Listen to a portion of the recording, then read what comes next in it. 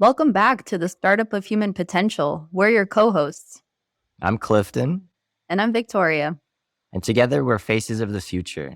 Faces of the Future is a personal development platform at the intersection of consciousness, connection, innovation, and well-being. We're excited to have you join us in on our show today. And today we're excited to be joined by our great friend, Brady Bradshaw, or Brady Orca. Welcome, Brady. Thank you. Thank you. If I could make an orca sound, I would do it right now, but I'm trying my best, and that's what I'm here to talk about. Cool. And much So more. So thanks for welcoming me. awesome. Excited to dive in with you. So Brady is a senior oceans campaigner at the Center of Biological Diversity, working to protect endangered marine species from extinction and marine ecosystems from collapse. That's freaking awesome work. And he's been successful in banning the sale of shark fins in the US and has blocked both the Obama and Trump administrations from expanding offshore drilling on nearly every coastline in the US. Also, he's a competitive and spiritual freediver who has set 4 national records. And he has an exciting new venture he'll talk about later in this episode about where that world freediving is taking him next. And he has investigated illegal fisheries while being undercover abroad, which is an incredible story, and has published a scientific article alongside world renowned fisheries biologist Dr. Daniel Pauly. So, welcome, Brady. It's an honor to have you on this show. Thank you. Wow. Being introduced on a podcast, that's what's happening right now. That feels so nice to hear those words. And it's really fun to be with you. I'm excited. I can tell that there's a lot of intention that's gone into creating this. And you are both great friends and great humans. So just want to share the gratitude right back. I'm excited to talk with you. Thank you. Let's dive in. I'm sure we'll use that pun a few times today because Brady's a freediver, and let's get to it. So, the story begins with our meeting each other in a very serendipitous way. Brady, catch the readers up to where you are today. Sometimes life just brings you people into your life, and that's exactly what happened here. We had a conscious co-living co-working space, and a mutual friend on Facebook introduced us. But what brought you to the world of free diving and ocean conservation? Oh my gosh. So many important moments here encompassed in what you just said.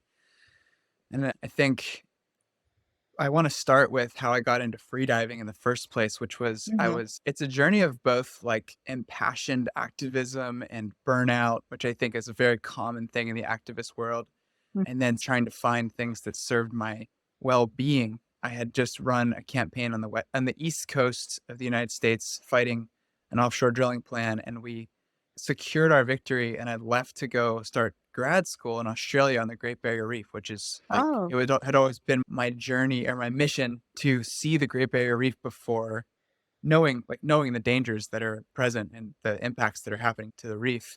I always mhm. wanted to see it before it died or I died. Really glad I got there when I did because it was in pretty beautiful shape, but a lot of people were saying it's not like it used to be. But nevertheless, I was just so fascinated by it. I was there to study the ecology on the reef. And during our breaks during my class, I would see like these shiny things just a little bit deeper than we were currently like in our field of study. And I would just need to see it and would just dive a little deeper and a little deeper. And fortunately, my body knew how to do that. And fortunately, I had enough fitness at that time to not kill myself because it's actually dangerous to start freediving without a certification and with proper safety methods. But anyway, I loved it. I actually ended up leaving grad school to pursue that skill and felt Mhm. as though I was being called into what my body was always meant to do. It's such a Mhm. beautiful thing to experience. I know it can be scary for a lot of people. It can sound really scary and extreme. But what I was experiencing was like this deep serenity and belonging underwater, which was really, really special beyond what I had known before that point. So this is before you got officially certified to do freediving. You're talking about how it's like a dangerous thing to just do on your own without proper training. Yeah, before I was certified was when I was still in Australia on Uh-huh. the Orpheus Island Research Station is where I Mhm. started.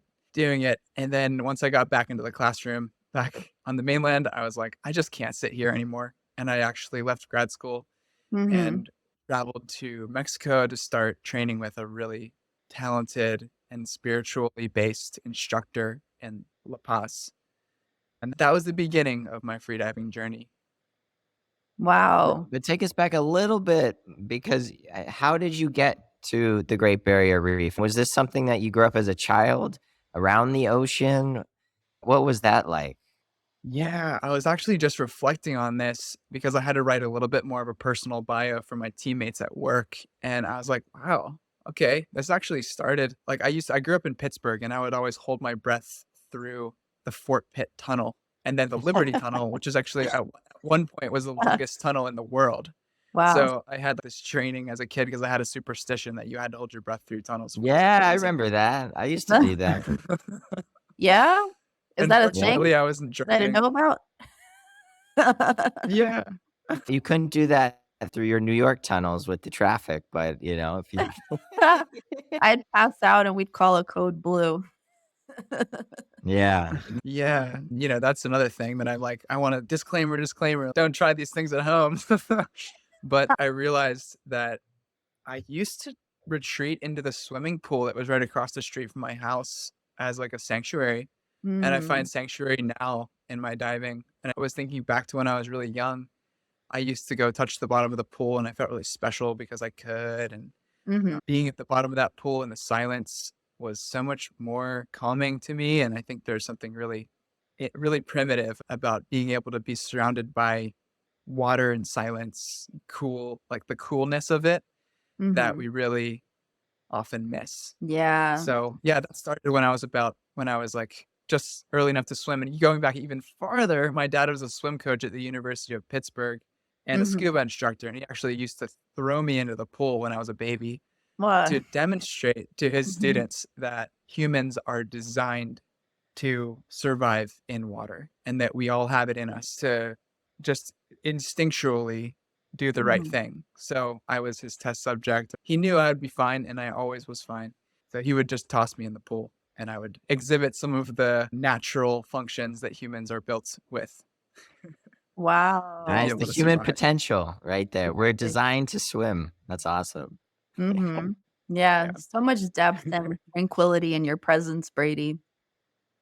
It's felt from the word choices you're using to the way you're describing the ocean, and we'll probably get into a lot of more ocean metaphors and depth and exploration and deep diving with you. So, really awesome. great. It's my love.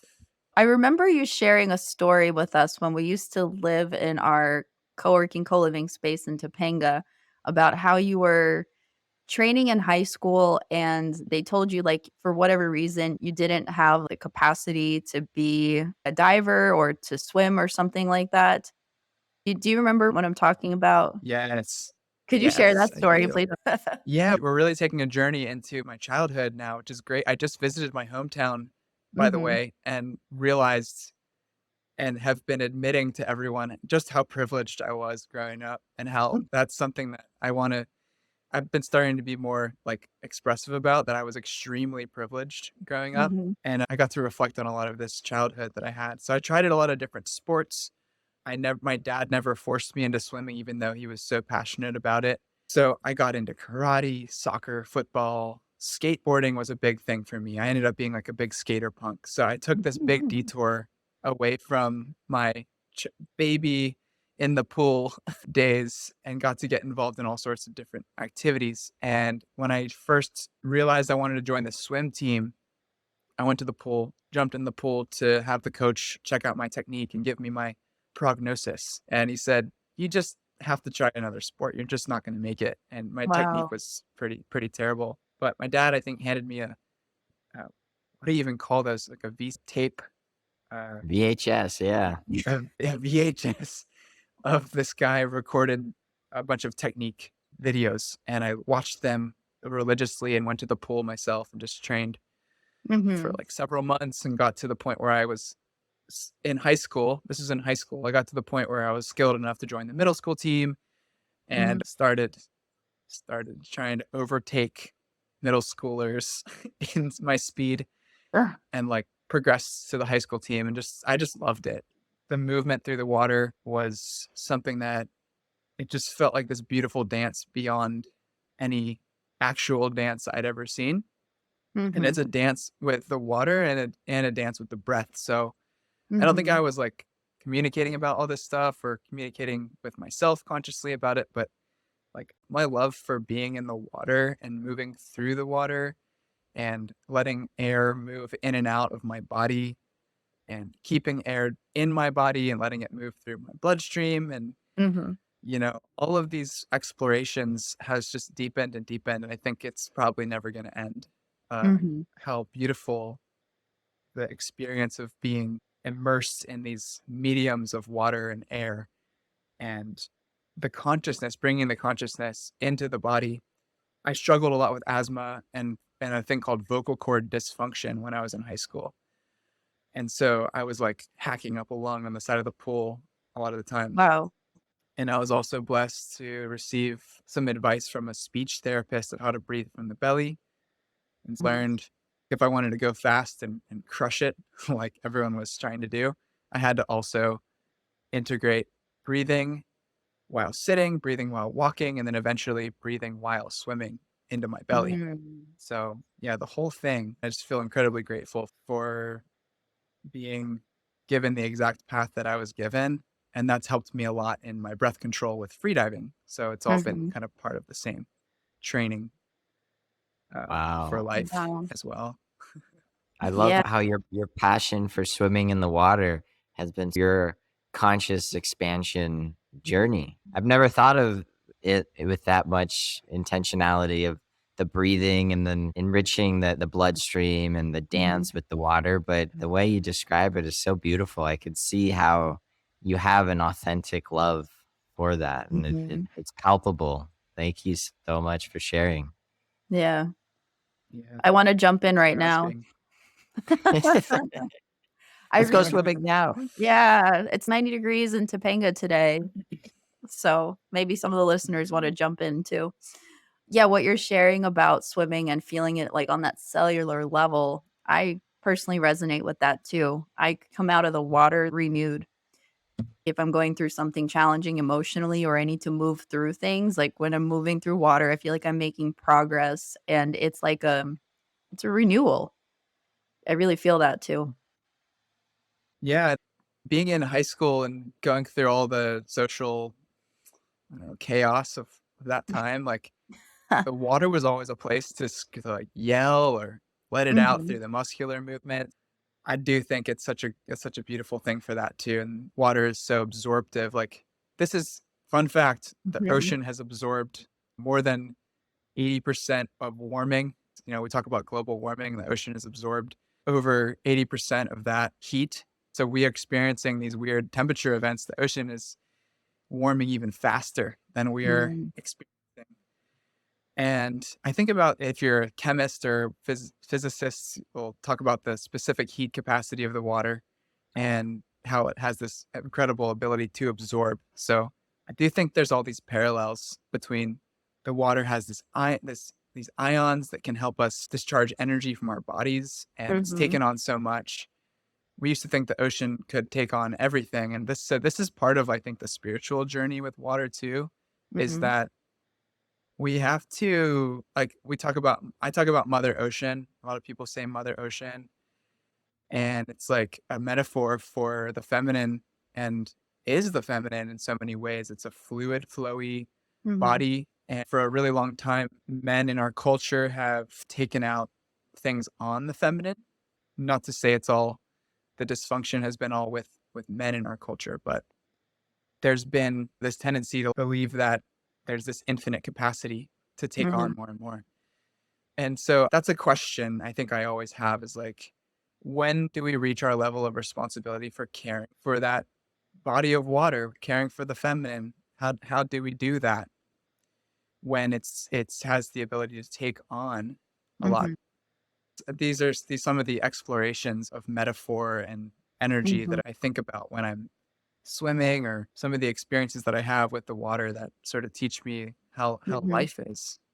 Wow, yeah. What comes to me is the Pixar movie, the one where the song is like the strong older sister who keeps taking on more and more, and that song comes to mind, You're like talking about Encanto. Encanto, yeah. Yeah. Mm. Have you seen that one, Brady? No. The older sister is, like, the strong one, and they're like, "How much more can she take on? Your sister's older or she's stronger." That's what you're talking about? Yeah, and she But puts on a facade that she can take on so much, but it's yeah. really, like, crushing her, and I feel like that song really brings in that metaphor that you're talking about, Brady, about the ocean and about water taking on the burden of our society and basically how we live as a global system. Mhm. And you also talked about that masculine, feminine energy. And I know that you've done a lot of deep work with men's groups as Mhm. well.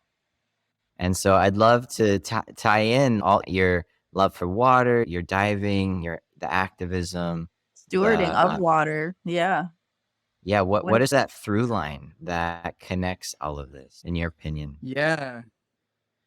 Oh my gosh. I think that's the question that I'll be exploring probably for the next, I don't know, probably forever. But I do feel like I'm in a really big process of exploration with understanding that this through line, I am experiencing myself as a through line. I started doing men's work out of necessity. I went to support a friend initially. I went to a men's circle. I was like, oh, my friend wants me to go to this men's circle, That's how it support him. always Then starts.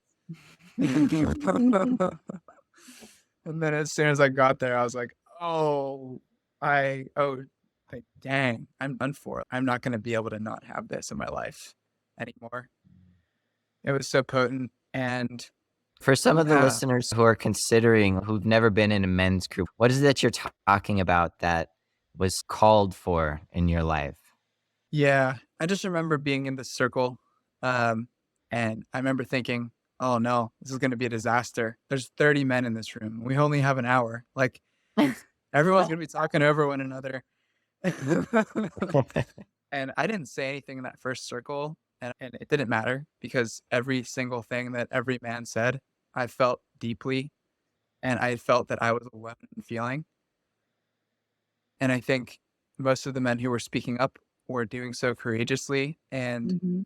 probably were afraid to speak up because they felt like they were alone, which is just so sad and powerful at the same time. There's so much work to be done to be seen by each other, being community and connection.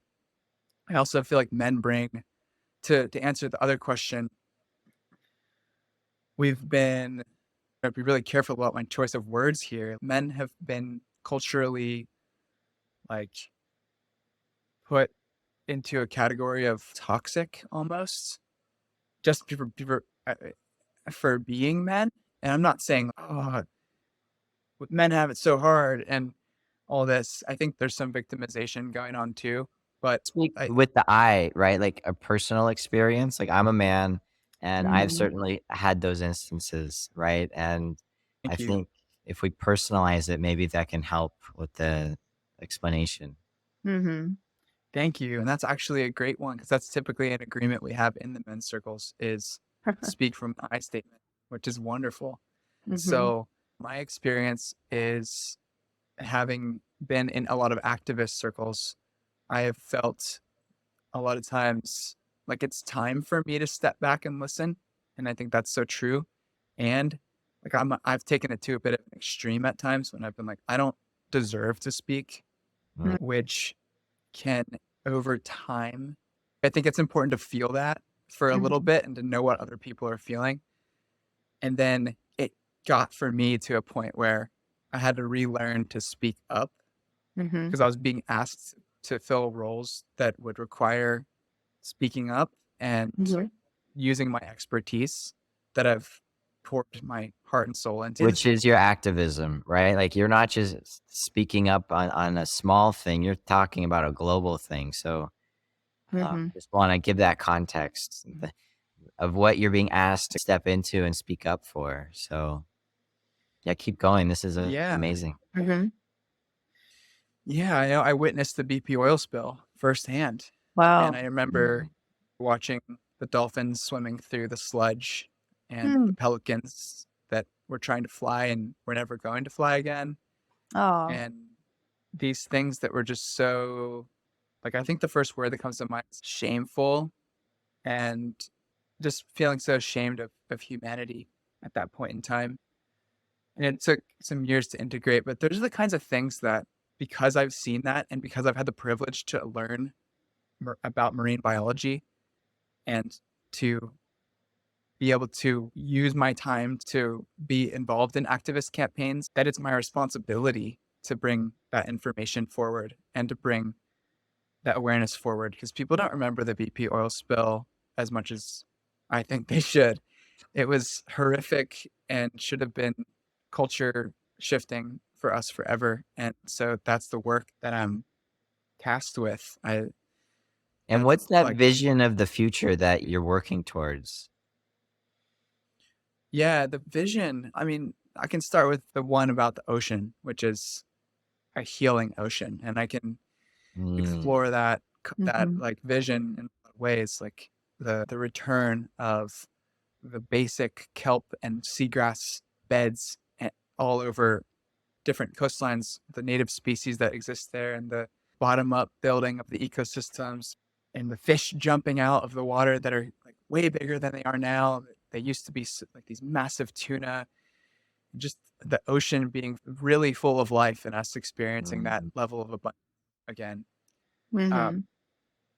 and also humans being integrated into that, like seeing what's underwater and being related to what's underwater. And Mhm. so my vision also includes humans getting in that water and actually interacting with marine life and being a part of the community and taking responsibility for the continuation of the life in that community. And a lot of my work is done through like big policy level stuff at the national level, like banning Mhm. the shark fin trade. It's not allowed anymore in the US. That makes a Mhm. huge impact, and it makes a huge immediate impact. And so I think those are the kinds of impacts that we need at this point, because they're kind of in an emergency situation Mhm. regarding the state of the ocean. But Mhm. eventually, what I'd like to see is like a whole lot more people Mhm. taking these actions that are really tangible rather than just Mhm. like these policy experts trying to intervene in high level immediate impact things. Like banning offshore drilling is one thing that needs to happen before we could Mhm. start to show up in the places that offshore drilling is currently threatening these massive spills. Like, I'm not going to build a kelp garden there or like help be a part of a underwater permaculture thing there, because like it's the very next day it could be ruined by a Mhm. massive spill. Are those some Yeah, of the more it's local all of it. community grassroots things that you see? Is like building a local kelp garden? Or what are some of those examples that are grassroots? Because from my experience in newspapers and journalism, sometimes, and this is funny coming from me, but sometimes etheric concepts are so unrelatable that people distance themselves from that. But if you can get them to feel it, to experience it, like your story inspires me. When I was a camp counselor on Catalina Island, and we would take Boy Scouts and experience the Mhm. ocean for the first time. We had a little like shark area where they could actually pet a shark, and to actually feel it, see it, be a part of it, created that deep connection, which I see so present here. So, what are Mhm. some of those ways that people can connect to the ocean and start to build that love and that privilege you say that you have and you've experienced? I want to go back to something that you said earlier in this question sparked, like, we really need to connect with Indigenous people again and understand the Indigenous ways, understand the ways that people have interacted with the life in this area for at least 5,000 years. If you are an Indigenous person, you probably would say time immemorial. There's not really there's not really a beginning. It's been a forever thing, and that's the whole. So these are the things that work in terms of what permaculture projects look like in terms of building towards something that actually is like a permanent culture, because permaculture, permanent culture. those Yeah. were the permanent cultures. And those Mhm. are the only cultures that can be permanent, are the ones that actually work with the land. And And in picture the, like the, Avatar, The Way of Water, yeah, as you're describing this. yeah, yeah. I've been extremely curious about the indigenous people's history and different Mhm. tribes along the coast, who harvested what from the ocean, and how helping indigenous people to overcome the obstacles that our culture, that the US government and our culture is imposing on them right now, in order to have a little bit of breathing room to rediscover those kinds of things, is important. I think the climate movement right now is doing a really good job, and can always be doing a better job at centering indigenous people and being led by indigenous people. So there's a whole lot of work being done. I think we're doing our very best as a movement. But you also were asking about the bridge to get there. And I think there is a component where, like, it's just simply getting out in the ocean and, like, letting Mhm. the ocean teach us, right? Like letting these Yeah. sharks teach by their being. Like, they're not Mhm. showing up as Jaws. They're showing up as this cute, probably cute shark that you can pet and that you can feel for and feel like connected to, instead of just afraid Yeah. of, and like, you have to just eliminate it. That reminds me of when I did a scuba diving training in Indonesia, actually, around the Gillies. And they were like, "Oh, this dive's gonna have sharks. It's gonna have sharks." I'm like, "Oh, sharks!" And I got scared. And then you see two little baby sharks huddled, snuggling with one another, and a sea of people around them with GoPros videotaping the whole thing. And the sharks are like, "Get me out of here!"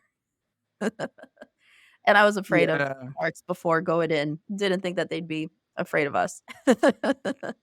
I love that line about when one of my friends who's a shark biologist always asks what his scariest animal he's ever seen, and he always says the human, because people are always expecting him to say, "Oh, there's like a 20-foot bull shark or whatever," but he's not. Mhm, Humans are the scariest. I mean, we used to slaughter sharks to a level, just by this shark fin trade that used to exist in the US. We were mhm, importing fins from 73 million sharks every year.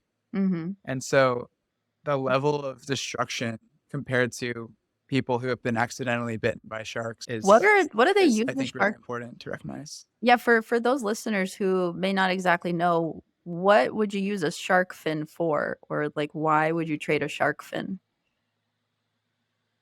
Shark fins are a high dollar item used for Mhm, shark fin soup. Is mostly at weddings, at wealthier, I think, Chinese weddings, and it became a status symbol in the mhm, culture, and became something that I think there was some disagreement. It's a bit contentious. It's like, are you against our culture? And I think it goes back to that thing, like, what were the permanent cultures? Those are the ones that I really respect. Just mhm, to be really blunt, if this was something that was created by a king because the king wanted to eat shark fin soup at one point, or an emperor, and then people started using it as a status symbol, mhm, I don't think that's something that can be defended by saying it's worth driving sharks extinct, because sharks are such an important player in the ecosystem. They help regulate different fish species, and they mhm, help keep the entire ecosystem in balance by the mhm, way that they seek prey. And so if they're not hunting a certain fish, that fish can get really out of balance and mhm, outcompete another fish for the same ecosystem. Every species in the ecosystem plays a role like that. mhm, Every species has a puzzle piece to add, mhm. and actually, it's something that's sewed together. And you start to remove little threads, and at some point, the Yeah, whole thing unravels, because mhm, each species is really important and mhm. plays an important role. Wow, Yeah, that reminds me of the Colorado Wolf Project, actually, as well, to repopulate the wolves in the wilderness and their impact on the local ecology. And wolves are another one that could be feared by man and hunted. So you hit on something really interesting. You said cultural wealth and power creating a certain status symbol that impacts the local ecology or global situation. What are some ways that we can start to shift the conversation to create more of a permaculture-esque status symbol that would bring balance and harmony to to the land or to the water. One of my friends showed me this diagram. I wish I had it in front of me right now, years ago, about it was an upside down triangle and a right side up triangle. And it had things like community, tools, and things along the lines of what you need to be in a healthy community or a healthy Mhm. culture, and an unhealthy culture. And status was part of the unhealthy culture. Mhm. And I think there's a whole different concept than status. Or maybe it's just a small piece of relationship, because maybe status does have a place in it all, but status and title is just a part of the whole thing. And in the community, say we used to have this neighbor right where we lived across the street, and John, and That's I didn't care what John's status was. I just knew that he knew how to handle a situation of if we had a massive fire coming up the hill towards our house. Mhm. So it was like, I'm Which we going to did. John to ask. Yeah, we're gonna ask John for answers if a fire kicks off, which we did. And that was relationship. And I know John felt gratification in that. I know he felt seen and important. I think those are the kinds of things that we need to just, in order to be recognized, Mhm. do actually need to provide value to the people in our lives. And that value can be whatever your value it, whatever you Mhm. feel is value. It doesn't have to be the value that is being asked for by Yeah. the culture. It can be like, my value is to be a vulnerable man and to cry and let people see me cry. Yeah, yeah, like you were talking about the ocean and each role or each species there has a specific thread and it's necessary for the complete puzzle and complete picture. Same thing with humanity. When each person is aligned to their true core essence and being of who they are, then they can participate in the world in their full value, be seen and recognized for that, and then amplify that to others. That's how I see it. Mhm. Mhm. Yeah, without the obfuscation or distortion of what is your role and your status. And not that I don't believe in hierarchy. If you're on a sailboat, you need a hierarchy. You need a captain, one captain speaking in one voice, telling people where to go. Anarchy won't work in that situation. But Mhm. yeah, I feel what you're saying. How we build toward working together and providing each other resources and support than what title you have. Nice. How do you become a good captain? That's a great question. I've been recently asked to become more of a captain in my position Yeah. at work. And I do think that when it's being asked, so I also want to take this to the concept of a king. Like we talk about, there's a lot of talk in the men's work community about the archetypes. So there's like Mhm. the four archetypes: warrior, lover, magician, and king. And we kind of joke about these men that like call themselves a king. I don't think you can just designate yourself a king. Being being a king, this is not really my so much my words, but it really resonated with me, is that like being a king is has to do with having a kingdom and having people that recognize you as a leader. And so I'm not claiming to be the king of my team. That would go over really badly at work. And it just isn't true. There's people that I had to recognize their skills. Like I work with a bunch of lawyers and scientists, and I am the person who helps coordinate those people. So really understanding that the community's needs are a coordinator. Like I'm not telling people what to do because I'm better than them. I'm coordinating them because my skill is a coordinator.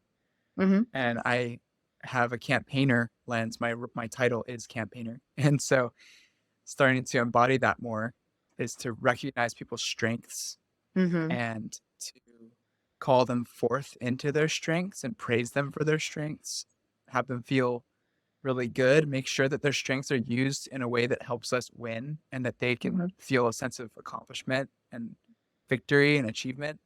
Mhm. I think that's something along the lines of my answer to that question of how you become like a captain, because just recognizing that the role of captain is needed and playing Mhm. that role in order to support the movement of the ship versus being Mhm. like, I'm the captain because I'm the captain. So I'm hearing having a common ground and a specific vision and destination and an understanding of what one's unique skill set is that could incline them to be a good captain or leader for that specific objective the group's trying to accomplish. And Yeah, and coordination if there's a too. vacuum, Coordination, yeah. Yeah, you're coordinating the wind with the sail, with the team, and Mhm. understanding how the boat moves. Yeah. And yeah, you have the vision of where you're going. I love it, Brady. That's so cool. Mhm. You're a coordinator. It's very yeah, it's flowing. really fun when it's clear. It's really fun when it's very clear what it's about. It's not about keeping the job or performing well. When it's clear that our mission is like we're going to stop Exxon from restarting their platforms off the coast of Santa Barbara, Mhm. and what needs to happen in order to do that is for me to coordinate a call between Mhm. all of our partners, then Wow. I can in that zone really easily versus worrying, being in a state of Mhm. worrying about am I performing well? Mhm. Which again, there's so many links, and this is a huge lesson I always learned from freediving, and I've learned it very starkly Mhm. recently, is that times when I've been focused on performing and Mhm. getting that national record and really focused on like this is my shot, I have to Mhm. perform. Heart Yeah. rate goes up, I start to get stressed, and my mind is really active, which the brain itself takes about a quarter of the oxygen consumption of the Mhm. body. So if my mind is extra active and burning more oxygen, then I get Mhm. to Wow. get hypoxic Mhm. faster and I don't perform as well. But then like Yeah. when I set my recent records, I was actually meditating before my swim. I was looking at the moon, and I was a lot more Mhm. focused on the sky and the moon and the sensations of water on my body. And Mhm. just like truly my goal that day was to enjoy the dive. Actually focused on the enjoyment of the Mhm. safeties and the judges and the people that were there to be a part of it. I was like Mhm. really focused on, okay, are people having fun here? Like this is supposed to be fun. Yeah. I was gonna say that touches on the work that Clifton and I do because we help people create high performers, create their total life of joy, and we call them quantumpreneurs, and it's the idea that, like, anything you wanna accomplish in life, you can do that from that feeling of joy rather than through all the hustle and grind or force. I mean, that to a extent is needed, but it's about recontextualizing what that process looks like and allowing that process to feel more joyful by how you're describing, by that visualization, that meditation. What would it feel like if everybody's having a great time? What would it feel like with the water on my skin and then the judges are having a great time and the moon is shining and it's just a reverence for the process and the whole experience and less about the objective, about the actual destination. Yeah, I mean, we work with high performers, so by definition, they know how to put in the work and the Yeah. consistency. Brady puts in the work. He is consistent. He didn't just show up to that pool that day and was like, Uh-huh. "Ooh, the moon," and boom, got a world record. Yeah. How, when you're in that state, do you get Mhm. to the next level? How do you unlock that next level of your Mhm. potential? That's what Victoria is sharing, is Yeah. getting into that state of joy. Yeah, we've seen Brady train Yeah. for competitions, like, he is as disciplined as anyone I know, as probably one of the most disciplined people I know in my life, and I've seen you try different approaches to the training from being at the pool every single day at 5:30 and going to sleep at a certain time and doing your breathwork practices and all of that, and I love this kind of mindset shift that you've been bringing into it lately with, like, more of that ease.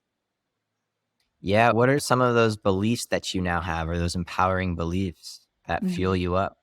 Yeah, this is the prime example. And I've been writing little notes to myself at work to remind myself of what I've learned in freediving, which is something that Mhm. a diver named Harry Chamas kind of coined this term: train hard, dive easy.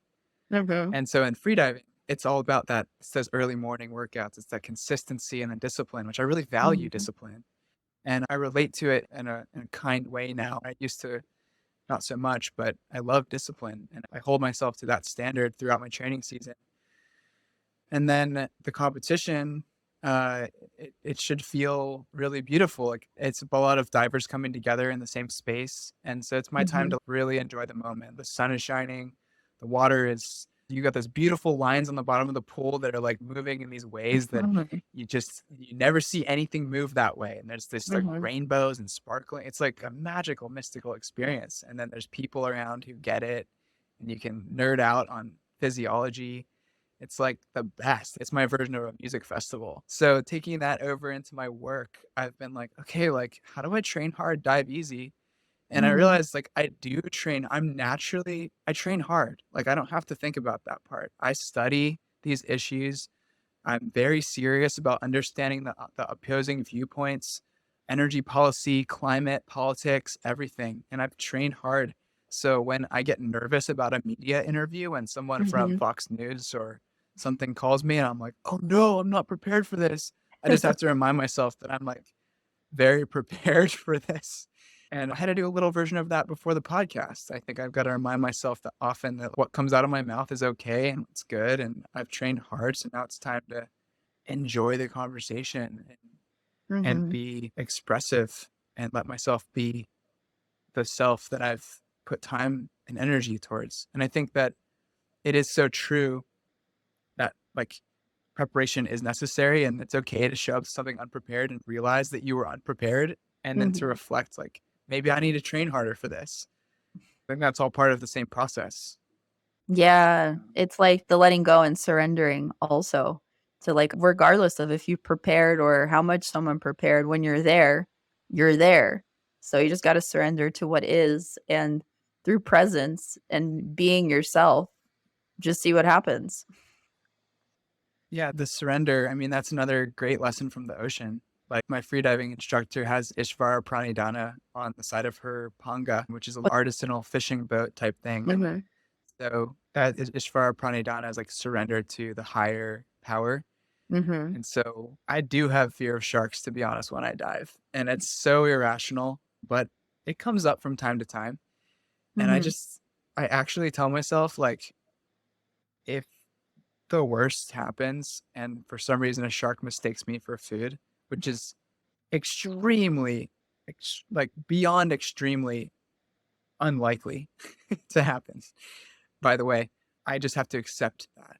And then let my body actually relax because relaxation is important in freediving to Mhm. allow the chest to compress and allow the ocean Wow. to compress the air spaces and to be in a good, safe position when you're diving deep. Mhm.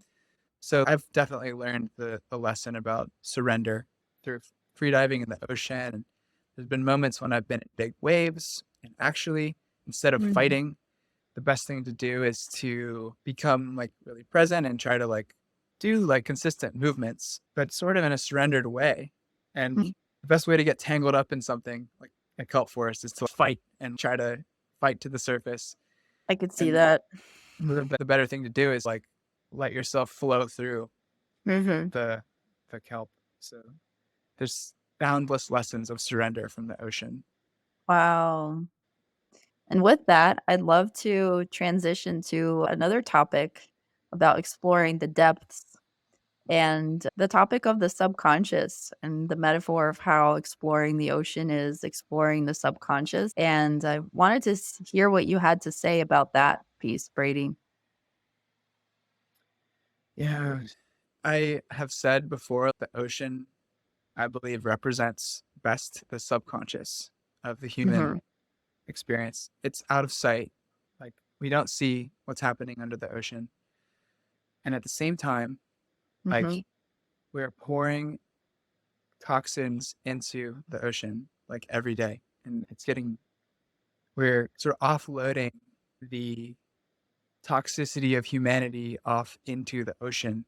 And this needs to be seen. Mhm. So we need to start seeing it. So people that are meditating are starting to see what's in their own subconscious. People that are Mhm. exploring the ocean are starting to see what's in the ocean. Mm. And I think there's a lot of healing to be done for the planet through seeing, recognizing, grieving what's happening to the ocean. And then with the clarity that comes from that, taking the action that's needed to try to help it Mhm. heal. And that's the same thing for our subconscious. That's the same thing through going through therapy, picking up on things Mm. that are deep within ourselves that we maybe haven't thought about in a really long time that got dumped on us from someone Mhm. else. So I think that's how I would put it in a basic way, is like Mhm. that the ocean is a very clear representation of of our subconscious. And possibly if we're able to heal ourselves, then we will be able to heal the ocean because we'll be willing to take a hard look at the things that we've done without all the guilt and the shame and the Mhm. paralyzing, yeah, the paralyzing guilt. I love Yeah. it. Yeah, like the ocean is the collective subconscious.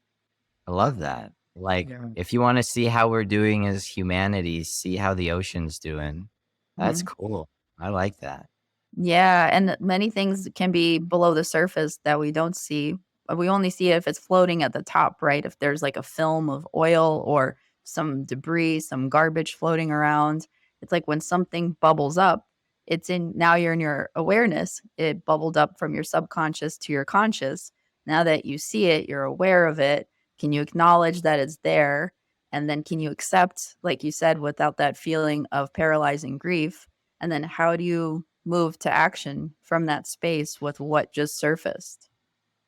I do think action is a strong antidote to pain and to the grief that comes from Mhm, recognizing what's happening to the earth. And I do face off with climate grief and earth planet grief. And I believe strongly that coming out of that, not into hope, but into creating hope with action. mhm, Like it doesn't go like summon up some hope and you'll just brush your grief under the rug. I think for me personally, again, back to speaking for myself, and I do invite people to think about this is it better to complain on social media or is it for you or is it better to like try and maybe fail to take action and then try again? Because if being a part of trying and like knowing in my heart that I've been trying and having, luckily for me, I've had a lot of success, mhm. has been a really good way of navigating.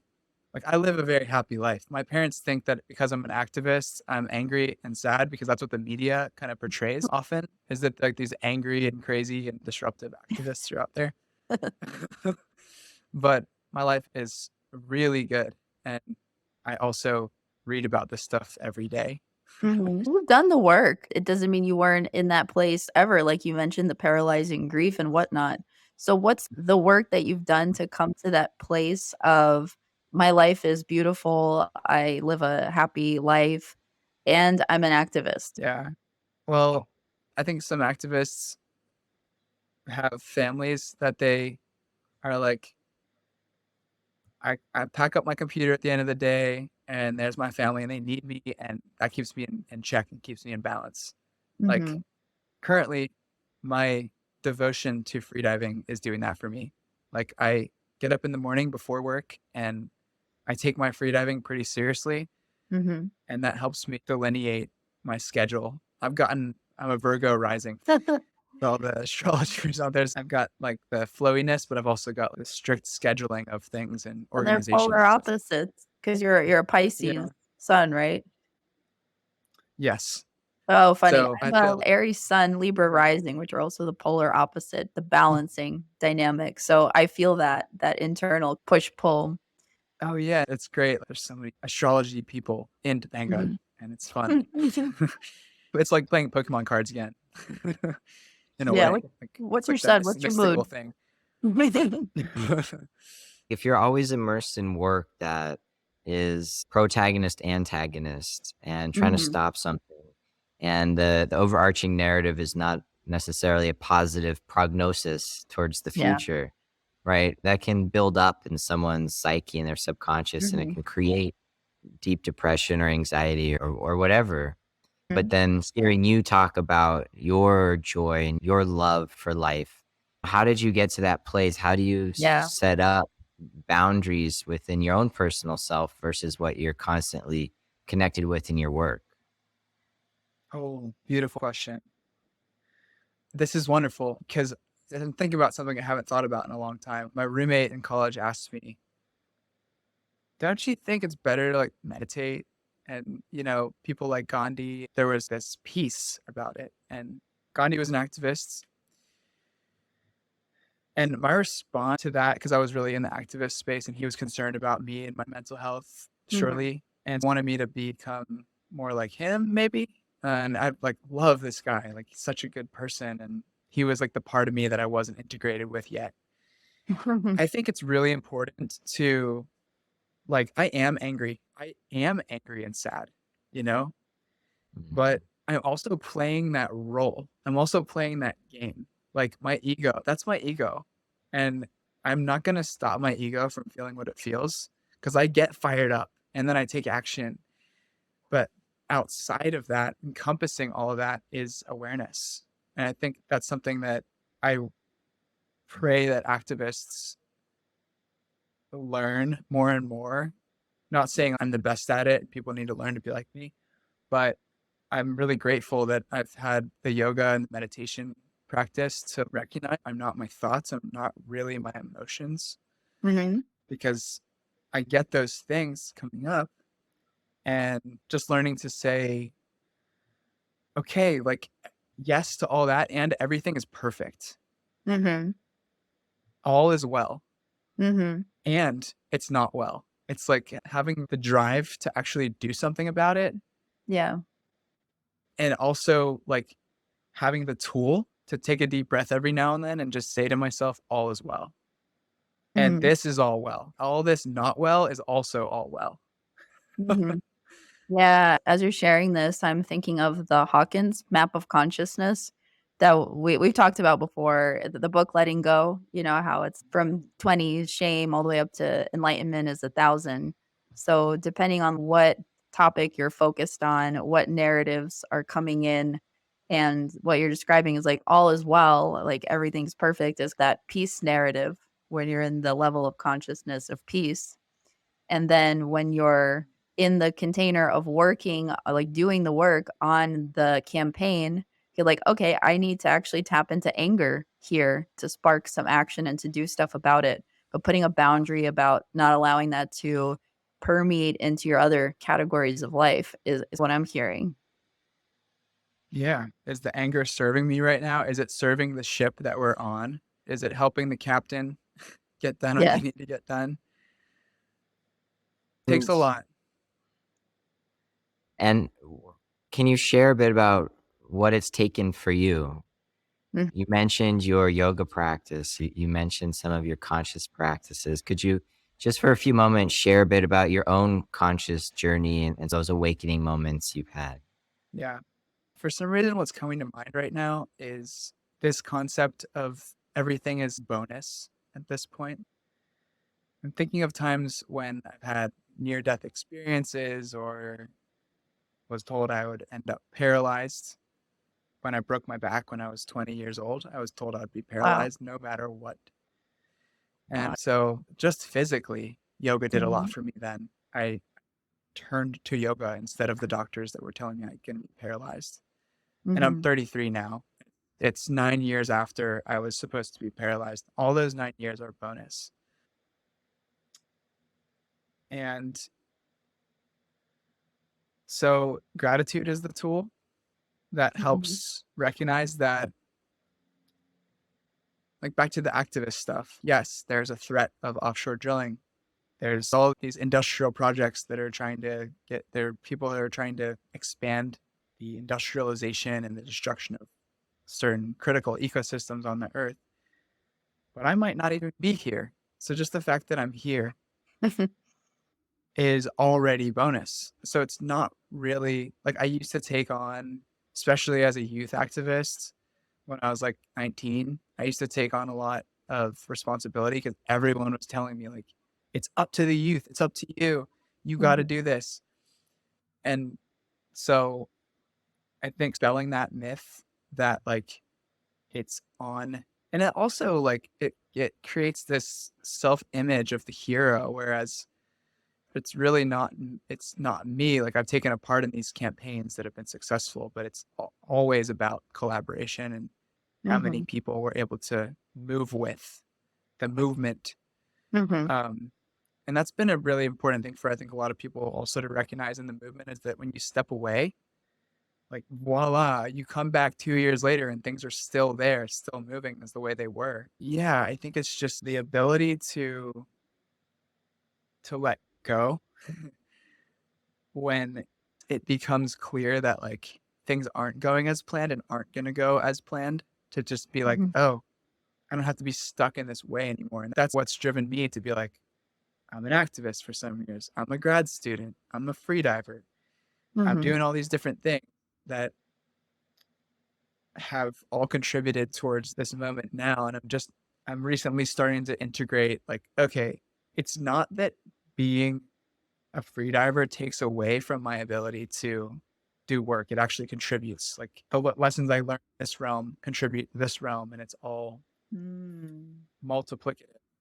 When the heart is in it, when we're in it to get to like what we were talking about maybe before we started recording was like the idea that yes, there are goals to reach and there are Mhm. these goalposts, and those can be meaningless if you're just doing them to get the achievement. Mhm. But if the heart's really in it, along the Mhm. journey, there's like these golden lessons that are learned that can be Mhm. applied across every aspect of life. That's Wow. beautiful. Yeah, that's so in alignment with the work that we do, and we talk about first Mhm. establishing that heart coherence between the heart and the brain. So your heart is in everything you do, and then creating your total life of joy. And from that, your beingness based business emerges, and that Mhm. business is a natural byproduct of who you are, right? So that freediving adds and is the unique aspect of who you are when you show up to work, and you're able to bring those deep lessons and Mhm. passion to this space that could be challenging for those who are just coming at it from a mental perspective Mhm.